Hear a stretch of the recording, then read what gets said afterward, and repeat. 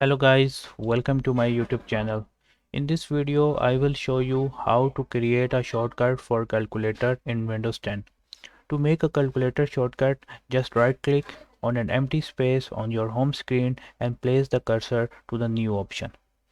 When the side menu slide appear, click on shortcut option. In the in the create shortcut window, type here calc.exe and click on next button.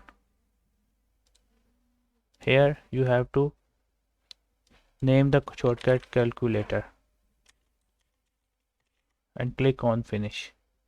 And here we go, we have successfully create a shortcut for calculator in Windows 10. Just click open and here we go.